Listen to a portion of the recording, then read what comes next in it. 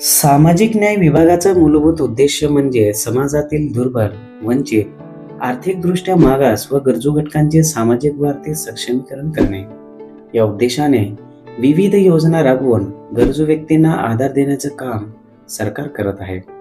या योजनांमधून विशेषतः विधवा, अपंग, वृद्ध, निराधार, आदिवासी व अल्पभूधारक कुटुंबीय यांना दरमहा वित्तीय सहाय्य, आरोग्य सुविधा, पुनर्वसन आणि सामाजिक सुरक्षिततेचा आधार देण्यात येतो.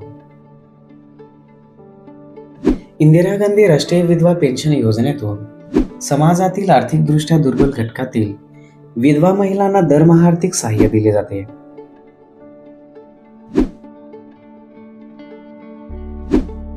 पंडित दीनदयाल दिव्यांग पुनर्वसन योजनेतून दिव्यांग व्यक्तींना स्वावलंबी बनवण्यासाठी आर्थिक, वैद्यकीय व व्यावसायिक सहाय्य दिले जाते. संजय गांधी निराधार अनुदान योजनेतून निराधार, दिव्यांग, एकल महिला, आजारी व्यक्ती अशा वंचितांना मासिक आर्थिक आधार दिला जातो. इंदिरा गांधी राष्ट्रीय वृद्धापकाळ निवृत्ती वेतन योजनेतून वृद्ध नागरिकांना आर्थिक सन्मानाने जगण्यासाठी मासिक पेन्शन दिले जाते. राष्ट्रीय सिकल सेल ॲनिमिया निर्मूलन योजना सिकल सेल आजाराचे निदान, उपचार व जनजागृतीसाठी विशेष आरोग्य योजना राबवली जाते.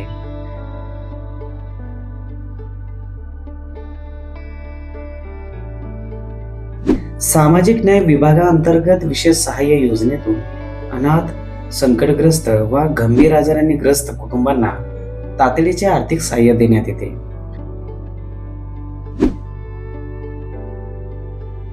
राष्ट्रीय कुटुंब लाभ योजना कुटुंब प्रमुखाचं निधन झाल्यास आर्थिकदृष्ट्या दुर्बल कुटुंबियांना एक रकमी आर्थिक मदत दिली जाते. या सर्व योजनांद्वारे शासनाचा प्रयत्न आहे की समाजातील कोणतीही व्यक्ती आधाराशिवाय, संरक्षणाशिवाय व मदतीशिवाय राहू नये. केंद्र सरकार आणि राज्य सरकारच्या आर्थिक मदतीने तहसील कार्यालयाच्या माध्यमातून राबवले जाणारे या योजना पूर्वी ऑफलाईन पद्धतीने राबवले जात होती. त्यामुळे तहसील कार्यालयात लाभार्थ्यांना सर्व कागदपत्रे सादर करावे लागत होते आणि सर्व प्रक्रिया ऑफलाईन पद्धतीनेच केली जात होते. मात्र आता सर्व अनुदानाचं वितरण संगणकीकृत म्हणजेच DBT, डायरेक्ट बेनिफिट ट्रान्सफर म्हणजेच अनुदान थेट खात्यावर जमा केले जाते. त्यामुळे एक विशिष्ट प्रक्रिया करून आपले खाते आधार कार्डशी संलग्न करावे लागते. त्यामुळे अनेक लाभार्थी माहितीच्या अभावी या लाभापासून वंचित राहत आहे. या योजनेचा लाभ बंद होऊ नये म्हणून काही कागदपत्रे आपल्याला सादर करावे लागणार आहेत. लागणारी कागदपत्रे कोणकोणते आहेत तर आधार कार्ड, बँक खाते पुस्तक आणि मोबाईल नंबर आपल्याला सोबत घेऊन जावं लागणार आहे. आपल्या तहसील कार्यालयामध्ये संजय गांधी निराधार योजना, इंदिरा गांधी राष्ट्रीय निराधार योजना आणि राष्ट्रीय कुटुंब अर्थसहाय्य योजना या योजनेअंतर्गत विविध लाभार्थ्यांना लाभ दिला जातो.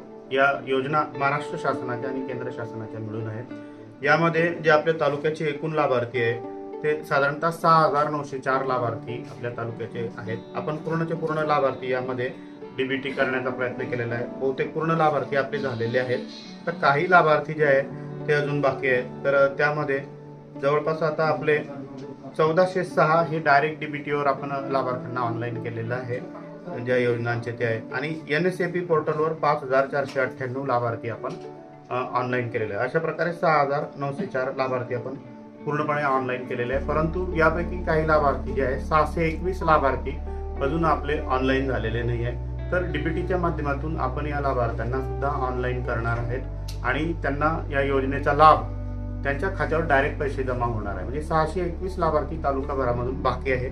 त्यापैकी आज माळ गावातले लाभार्थी माझ्याकडे आलेले आहेत. ते 24 लाभार्थी आहे. ते 24 लाभार्थ्यांचे पूर्ण कागदपत्र आता आपण जमा करून घेतोय. आधार कार्ड घेतोय, बँकेची पासबुकची झेरॉक्स घेतोय आणि DBT पोर्टलवर आपण ते ऑनलाईन करत आहोत. ऑनलाईन झाल्यानंतर या लाभार्थ्यांना डायरेक्ट त्यांच्या अकाउंटवर पैसे जमा होणार आहे. उर्वरित जे लाभार्थी आहे आता 621 मधून 24 जातात तर ते 500च्या आसपासचे जे लाभार्थी आहे ते उर्वरित लाभार्थ्यांसाठी आपण 5 तारखेला तहसील कार्यालयामध्ये कॅम्प ठेवलेला आहे की ज्या लाभार्थ्यांचं DBT मध्ये ऑनलाईन झालेली त्यांनी आपला आधार कार्ड आणि बँकेच्या पासबुकची झेरॉक्स घेऊन तहसील कार्यालयाशी संपर्क करायचा आहे.